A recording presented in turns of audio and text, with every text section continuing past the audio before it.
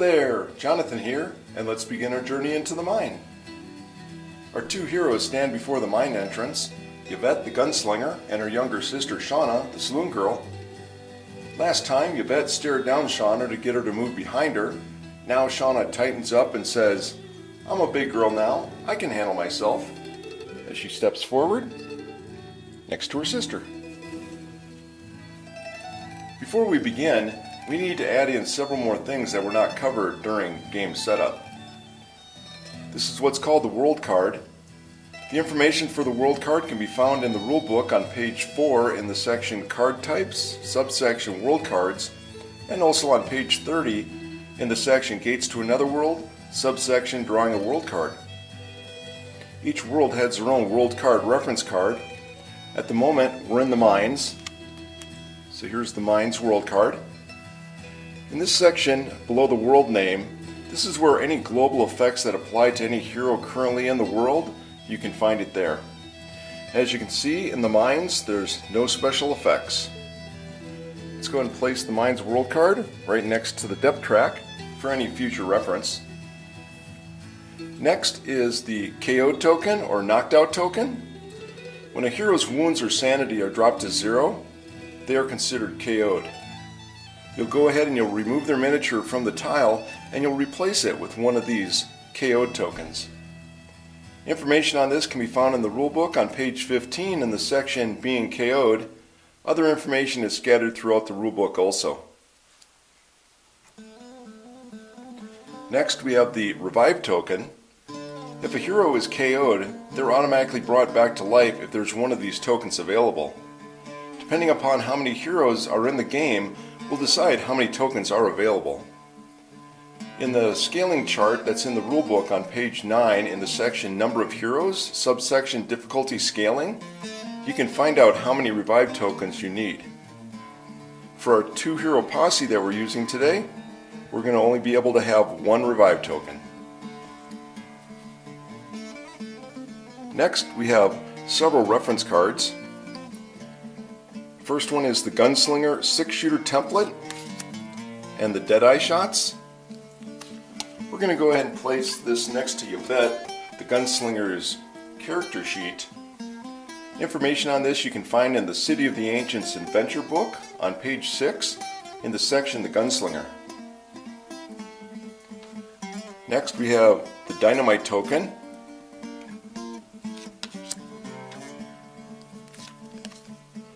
We're going to go ahead and place this next to Shawna, the Saloon Girl's character sheet. Any information on this you can find in the rulebook on page 35 in the section Reference Summary, subsection Side Bag Tokens. Next we have hit types. As you can see, there's 3 different types of hits. You can find this information in the rulebook on page 15 in the section Type of Hits. On the back side is the skill test icons. So when you have to do a skill test, you look for the icon and it will tell you which hero will have to take that test. You can find that information in the rulebook on page 17 in the section Encounters, subsection Who Takes the Test. We'll go ahead and place this card in an area that everyone can reach it. Our final 2 reference cards are the tokens that are available. You can find the information for the tokens in the rulebook on page 35 in the section Reference Summary, subsection Side Bag Tokens. Go ahead and take these reference cards and place them in an area that everyone can reach. And now, let's begin our introductory mission, a Fistful of Darkstone. Room 1, Mine Entrance.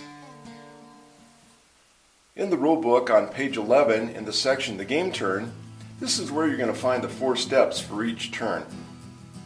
Step 1, hold back the darkness. Step 2, models activate in initiative order.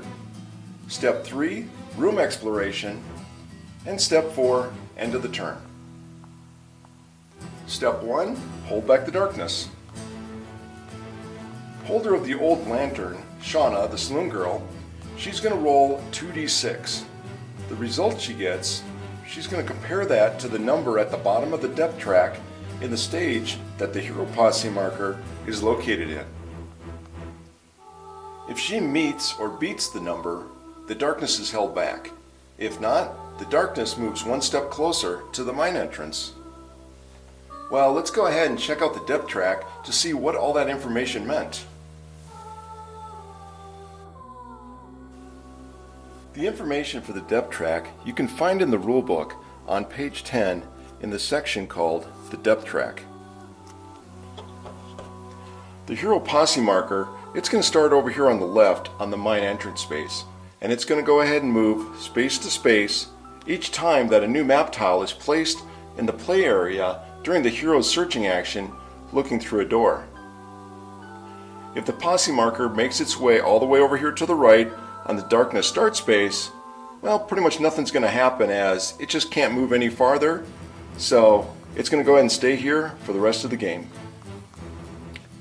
As the hero posse marker moves from left to right through these three stages, our 7+, 8+, and 9+, these numbers are what the holder of the old lantern needs to meet or exceed by rolling the 2d6 in order to hold back the darkness.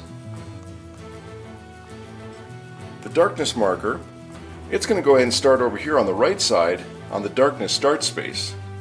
And it's going to go ahead and move space by space to the left each time that the hero who holds the old lantern fails their hold back the darkness roll, or if another situation calls for it. If the darkness marker makes its way all the way over here to the left onto the mine entrance space, then game over, as the heroes have failed the mission, as the darkness has escaped the mine and is wreaking havoc on the countryside. When the darkness marker moves to the left and moves over or onto one of these blood spatter spaces, then we're going to go ahead and draw what's called the darkness card, and we're going to read it now and do what it says. When the darkness marker moves over or on one of these spaces which says Growing Dread, then we're going to go ahead and draw one of these cards, which is the Growing Dread card. Now, depending upon what mission we're playing, you'll either read it now or you'll place it off to the side. In the case of our mission we're playing, which is the Fistful of Darkstone, we're going to place it off till later. Now, if the hero posse marker lands on one of these blood spatter or Growing Dread spaces, then nothing happens because they're not affected by these spaces. If the hero posse marker or the darkness marker ever lands on the same space as the other one, nothing will happen there because they can share the same space. Now, if by chance you roll doubles, instead of consulting the depth track to see if you hold back the darkness, you're going to consult what's called the depth event chart.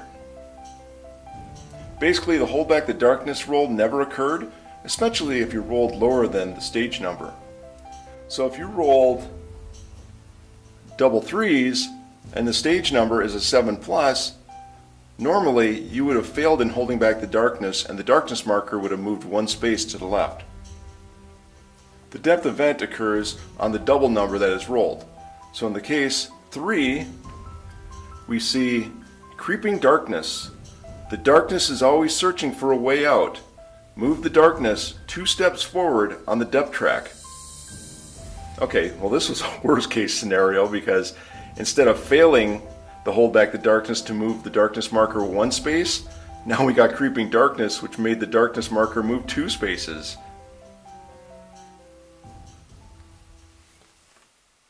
Alright, so now we're going to go ahead and hold back the darkness. So Shawna's going to go ahead and take the 2d6, and we're going to see if she holds back the darkness. Oh, not good. We got a total of 6. So that it did not meet or exceed the stage number, which is 7+, because that's where the hero posse marker is located at. So the darkness marker is going to move 1 space to the left. Step 2. Models activate in initiative order. The term models refers to any miniature in the game. In the Shadows of Brimstone City of the Ancients core box, there's 2 different types of models. There's the heroes, the Bandito, Gunslinger, Saloon Girl, and the U.S. Marshal. And then there's the enemies, the Goliath, Night Terrors, Stranglers, Targa Pylons, Tentacles, and the Void Spiders. During step 2, there's 2 different actions that a model can take, but there's 2 different situations. The first one is when there's only heroes on the map tile, like what you can see at the moment. The second one is when there's heroes and enemies on the map tile. So since we only have the heroes on the map tile, we're going to go through that first situation. There's 2 actions that they take. The first one is movement, and the second one is searching. Now during the searching action, you can either scavenge or you can look through a door. So we're going to go with our first action, movement. And since our Gunslinger had the highest initiative of 6, she's going to go first. So we're going to go ahead and roll a d6, and if there's any kind of modifiers or anything, we'll add to that.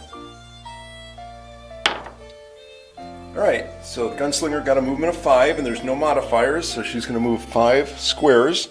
1, 2, 3, 4, 5. So she moves 5 squares, and you can see how the mine entrance kind of gets closer and closer and takes a chunk out of these squares. If for some reason the square is less than 50%, then any model cannot move into that square. Now you can see at the end here, these squares are only little half squares with a tile connection area. You need to get to that final area to do that last part, which is called looking through a door. So our Gunslinger is going to do the second part, which is either scavenging or looking through a door. And as I said, she needs to be at this far end in order to look through the door to see what the next room is. So she's going to go ahead and scavenge. To find out information to scavenge, you can find that information in the rulebook on page 12 in the section Scavenging. To scavenge, you're going to go ahead and roll 3d6. And every time that a number 6 pops up, that's how many scavenge cards you're going to get. So she gets a 2, a 2, and a 4. So Yvette does not scavenge this map tile. So that's going to end her step 2, and now we go to the next initiative, which is Shawna, who has an initiative of 5. So her first action is movement. Now she has a special ability called Fast, which gives her +1 to her movement. So we're going to roll the d6 and add a +1 to that. Oh, so she gets a 6, +1 is a 7. So 1, 2, 3, 4, 5, 6. Now that's as far as you can go because there's no more tiles over here. Now she's at the end of the tile, which gives her the ability to do her second action of searching called looking through a door. But because her sister isn't up far enough, she's going to hold off. But the real reason that she's going to hold off is that she needs money because she needs to make a new start for herself with the freedom that she's going to get. So she's going to go ahead and scavenge. So she rolls 3d6, and there's nothing that she can add to that, so she just rolls the dice. And you can see that she gets a 1, a 5, and a 6. Excellent. So she rolled a 6, so that means she gets to draw 1 scavenge card. So we go ahead and get our scavenge deck, and we draw the first card, and it says Emerging Darkness, and it's worth 10 experience points, and it's scavenge. Sometimes when you look too deeply into the shadows start looking back. Draw a darkness card. Now remember, the scavenge and the loot deck, you go ahead and re-put the cards back into the deck and then reshuffle. Now when you scavenge a tile, you need to grab the scavenge token and put that onto the tile.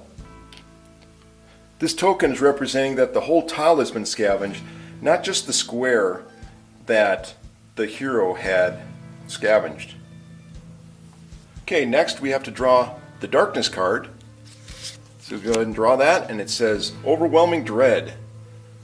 Under the title it's got keywords and it says darkness and dread. I got a real bad feeling about this. Add a growing dread card to the stack. So we go ahead and we discard this card. Okay, so here's the growing dread deck. And we're going to go ahead and we're drawing one of them. And like I said in the introductory mission in a Fistful of Darkstone, we're going to go ahead and just place this off to the side. So when the mission calls for us to look at the Growing Dread cards, at that time we'll go ahead and look at them. Step 3, room exploration. Now Shawna, she's at the end square here, but she decided to scavenge instead of looking through a door. So since she did not look through the door to see what this next room is, we're just going to go ahead and pass step 3 and go now to step 4, which is end of the turn. So at this point, anything that happens at the end of the turn is going to happen now. If there's any cards out that would happen, we'll go ahead and do those. If there's any abilities that any of the heroes have, we'll go ahead and do those.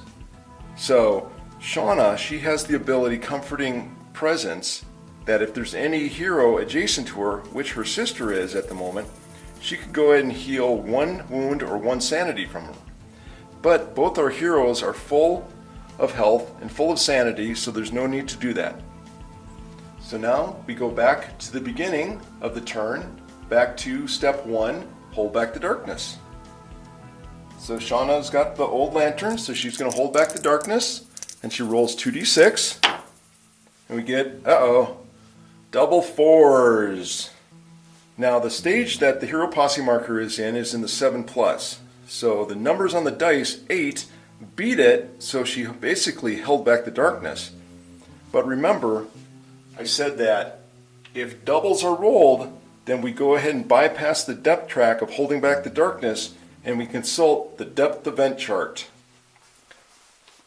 So we look at our depth event chart and we roll double 4s.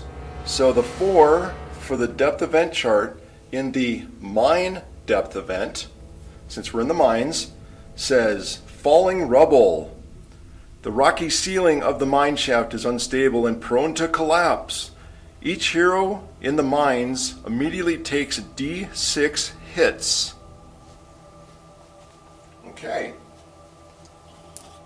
So first of all, we're going to go with Yvette, the gunslinger, since she has a higher initiative. We're going to roll a d6 as rubble starts falling on them from the mine entrance. And she gets hit 4 times. Ouch. So what we're going to do is we then look at their character sheet. And since she got hit 4 times, we go to this number, which is in the defense number, which is 5+. And now we have to go ahead and roll how many times she got hit, and then we need to meet or exceed the number 5. Go ahead and grab 4 dice. We roll them. We need a 5 or better. And she only gets 1 5. So since she meet the 1 dice, the other 3 she failed, and she takes 3 wounds. So we'll put those on her character sheet. So her health of 10 is now down to a health of 7. So Shawna, she gets to go ahead and go as the rubble falls on her, and 3 rocks hit her.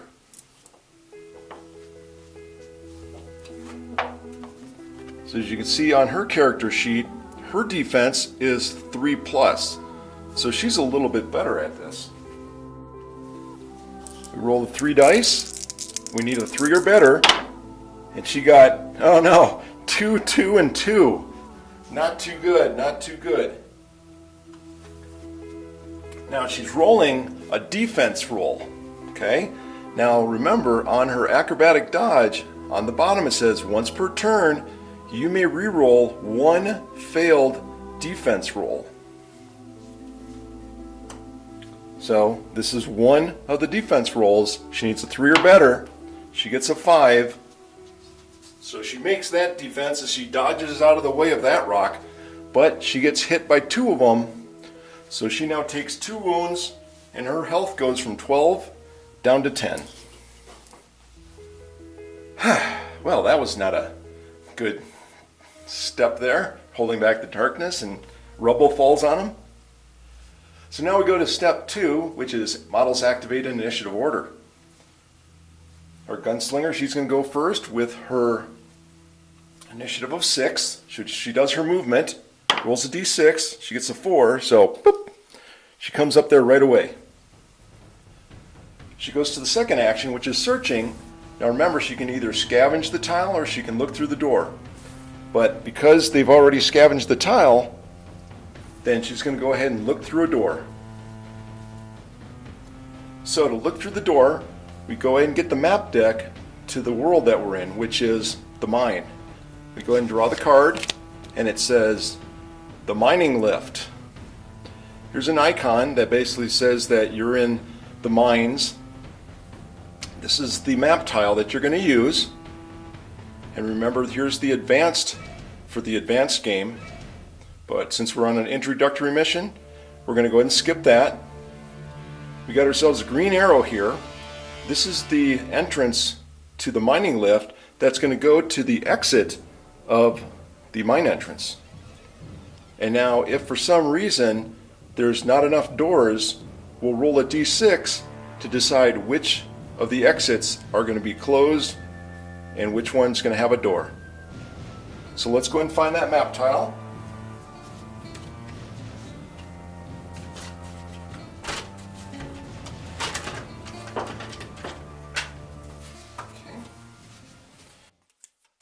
Here we go. There's the mine lift. So let's go ahead and attach it to the mine entrance.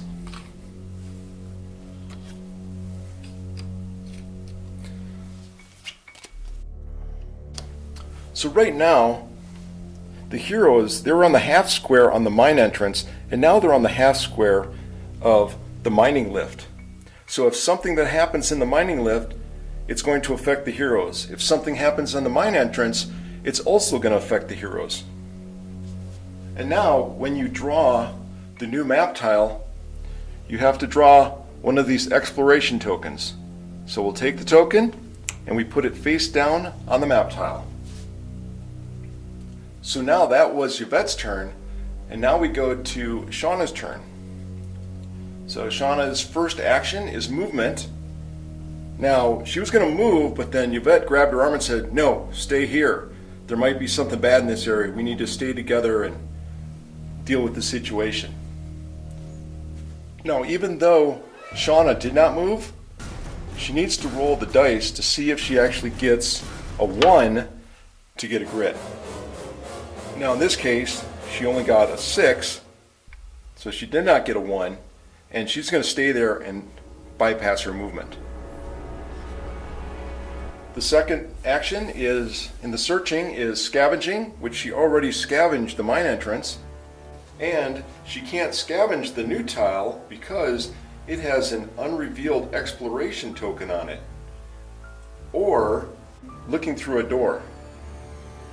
So we're going to go ahead and we stop here, as in our next video we'll see what the room exploration token has to offer for our heroes.